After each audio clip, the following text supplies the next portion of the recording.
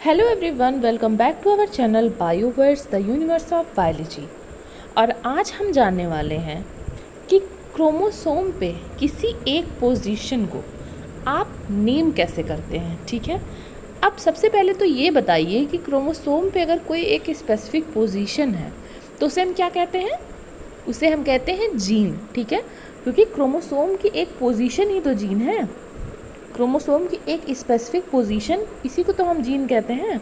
तो अब अगर हमें बताना है, जैसे क्रोमोसोम तो आपका हो गया, ठीक है, ये क्रोमोसोम हो गया आपका। अब सपोज़ करिए आपको इस एक स्पेसिफिक प्लेस, मान लीजिए इसको आपको बताना है कि हाँ इस प्लेस पे म्यूटेशन आया है, तो ये आप कैसे बताएंगे? क्रोमोसोम का नंबर मान लीजिए आपको पता है, 1 से लेकर 23 तक क्रोमोसोम आपका पता है, लेकिन आप कैसे बताएंगे कि इस क्रोमोसोम पे इस पॉइंट पे हमको दिक्कत है या म्यूटेशन है या कोई चीज़ है? तो आपने बुक्स में बहुत बार पढ़ा होगा, ऐसे लिखा रहता है जीन नंबर 21Q43। इस तरीके से आपने वेरियस टाइप्स ऑफ जीन के मतलब एड्रेस करने के लिए जीन को उसकी पोजीशन बताई जाती है। तो जीन की पोजीशन को किस तरह से डिस्क्राइब करते हैं, इसमें हम यही सीखेंगे। या फिर आप ये भी कह सकते हैं कि जीन का नाम रखना, हम कैसे नाम रखते हैं जीन का, वो सीखेंगे। ठीक है, तो सबसे पहले आपको समझना होगा रीजन, बैंड्स और सब बैंड्स के बारे में। ठीक है, अब देखिए ये है आपका क्रोमोसोम, ये आपका क्रोमोसोम है, ये इसका लॉन्ग आर्म है और नीचे इसका लॉन्ग आर्म है, ये इसका शॉर्ट आर्म है। ठीक है, तो सबसे पहले हमें क्या पता चल गया कि आर्म जो है उसे हम डिनोट कर सकते हैं।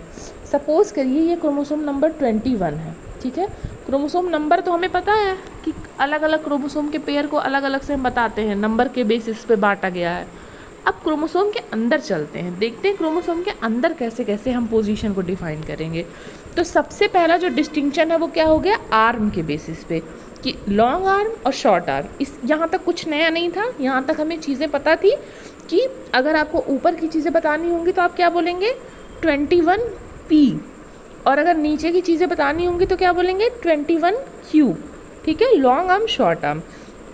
अब एक बात ध्यान रखिए कि ये जो हम लॉन्ग आर्म और शॉर्ट आर्म का डिफरेंस कर रहे हैं, ये किसके बेसिस पे कर रहे हैं? पॉइंट ऑफ जो रेफरेंस है वो क्या है? हमारा सेंट्रोमियर। सेंट्रोमियर से हमने बंटवारा किया है कि ये आपका Q है और ये आपका P है। ठीक है ना, तो आर्म का यहाँ पे डिफरेंस हो गया। अब देखिए, अब हम कहाँ चलेंगे?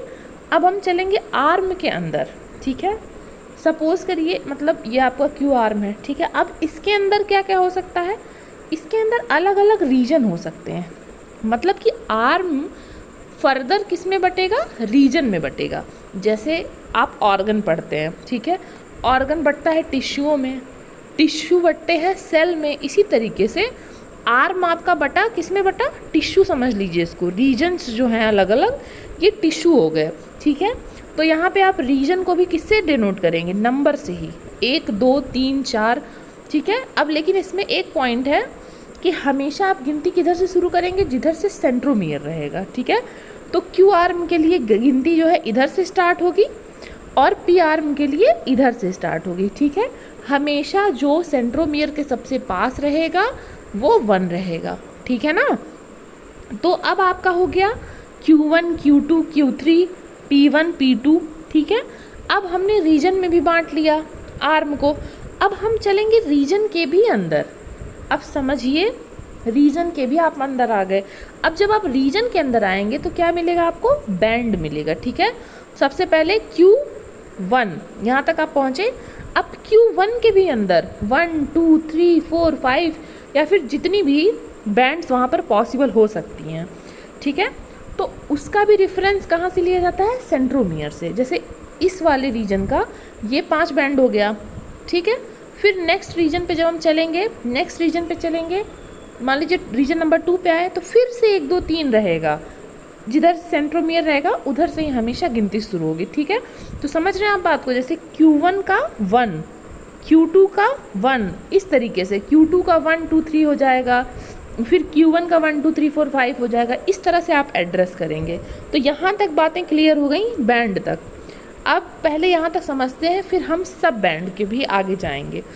सबसे पहले देखिए रीजन क्या होता है? रीजन किन्हीं भी 2 लैंडमार्क्स के बीच की जगह को कहा जाता है। जैसे ये पॉइंट है, ये पॉइंट है, इस पॉइंट से इस पॉइंट तक के बीच में जो जगह है इसे ही हम रीजन कहेंगे। किसी भी दो निर्धारित जगहों के बीच में जो जगह बचती है उसे ही हम रीजन कहते हैं, ठीक है। अब रीजन क्या हो गया, मतलब ये आर्म जो है वो रीजन में डिवाइड होगा। अब जैसे आप देखिए स्टेट होता है, स्टेट डिस्ट्रिक्ट में डिवाइड होता है, फिर डिस्ट्रिक्ट्स जो होते हैं वो गांवों में डिवाइड होते हैं, ठीक है, सिटीज़ में डिवाइड होते हैं। इस तरीके से ही यहाँ पर भी, जैसे अगर आपको बताना है कि आप कहाँ पर रहते हैं, ठीक है, तो आप इंडिया तो नहीं बोलेंगे, इंडिया बोलेंगे, फिर स्पेसिफाई करेंगे। जैसे आप अपना एड्रेस लिखते हैं तो सबसे पहले क्या लिखते हैं, विलेज लिखते हैं, ठीक है, या शहर लिखते हैं अपना, ठीक है, विलेज लिखते हैं, सबसे पहले हाउस नंबर लिखते हैं, हाउस नंबर लिखते हैं, फिर लिखते हैं विलेज, फिर विलेज में भी आप लिखते हैं डिस्ट्रिक्ट कौन सी है, ठीक है, फिर डिस्ट्रिक्ट में भी स्टेट बताते हैं किस स्टेट की कौन सी डिस्ट्रिक्ट है, फिर लास्ट में आप कंट्री बताते हैं, ठीक है। इसी तरीके से ये आपका क्रोमोसोम नंबर हो गया, स्टेट की जगह पे आपका आर्म आ गया, डिस्ट्रिक्ट की जगह पे आपका रीजन आ गया, विलेज की जगह पे आपका बैंड आ गया, और हाउस नंबर की जगह पे आपका सब बैंड आ गया, ठीक है। इस तरह से जीन अपना एड्रेस बताता है कि हम कहाँ पर लोकेटेड हैं। अब बैंड के बारे में थोड़ा देख लेते हैं। रीजन जैसे बैंड में डिवाइड होता है, मैंने आपको बताया। बैंड जो है मतलब उसकी जो है स्टेनिंग जो होती है, बैंड की स्टेनिंग होती है, और स्टेनिंग के बेस पे आपको पता लगता है कि कहाँ पर जीन डेंसिटी ज़्यादा है, जीन डेंसिटी कम है, ठीक है ना। और फिर देखते हैं बैंड की एक बात देख लीजिए कि 5 से 10 mega base pair of DNA present हो सकता है एक बैंड में, ठीक है, मतलब 5 से लेकर 10 mega base pairs of DNA present है, जिसमें कि 100 जीन तक हो सकती हैं, ठीक है ना। मतलब अगर आपसे पूछा जाए कि एक बैंड में कितने जीन्स होते हैं तो आप 100 बोल सकते हैं, 100 तक हो सकती हैं। और नंबरिंग जो होती है बैंड और रीजन की, वो पॉइंट ऑफ रेफरेंस हमेशा सेंट्रोमियर होता है, ये मैंने आपको पहले बताया। अब चलिए देखते हैं कि नाम रखा कैसे जाता है। सबसे पहले नाम रखने के लिए आपको 4 से 5 चीज़ें रिक्वायर हैं। तो पहले हम सब बैंड के बिना देखते हैं, ठीक है।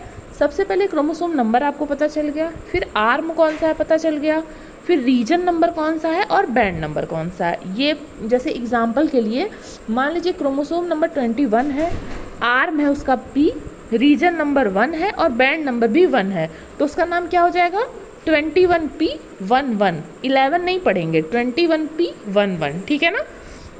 अब मान लीजिए जैसे जीन का एड्रेस डिसाइड किया जा रहा है नंबर और लेटर के बेस पे। एग्जाम्पल के लिए देखिए यहाँ पे लिखा है 13Q14। अब 13 यहाँ क्या दिखा रहा है, क्रोमोसोम का नंबर दिखा रहा है, Q दिखा रहा है क्रोमोसोम का आर्म, 1 दिखा रहा है रीजन कौन सा है आर्म का, और 4 दिखा रहा है बैंड नंबर कौन सा, ठीक है। अब सब बैंड लगाने के लिए मतलब ये बैंड के अंदर भी डिवीज़न देखा जाएगा। जैसे आपका 4 है, 4 में भी 1 2 3 4 हो सकता है, ठीक है ना। तो आप बैंड को जब भी लिखेंगे तो उसके बाद में डेसिमल लगाएंगे और फिर सब बैंड का नंबर लिखेंगे, ठीक है ना, ये रूल होता है। अब यहाँ पर एग्जाम्पल मैंने लिखा है, देखिए 13Q14 तो हमने समझ लिया। अब 0.2 मतलब कि जो है ये सब बैंड नंबर क्या है, 2 है, 2 जो सब बैंड को दिखाता है, और उससे पहले आपको डेसिमल लिखना है, ठीक है। तो ये 13Q14.2 से हम क्या समझते हैं कि जो जीन है वो कहाँ है, सब बैंड नंबर 2, जिसका कि बैंड नंबर 4 है, जिसका कि रीजन नंबर 1 है, जो कि Q आर्म पे स्थित है और क्रोमोसोम नंबर 13 पे है। तो हमें एग्जैक्ट पॉइंट पता चल जाता है कि जीन कहाँ पर प्रेजेंट है। और अगर आपको ये वीडियो अच्छी लगी हो तो कमेंट करिएगा, और कोई डाउट हो तो प्लीज़ पूछिएगा, ठीक है। और तब तक के लिए पढ़ते रहिए, बढ़ते रहिए। Thank you.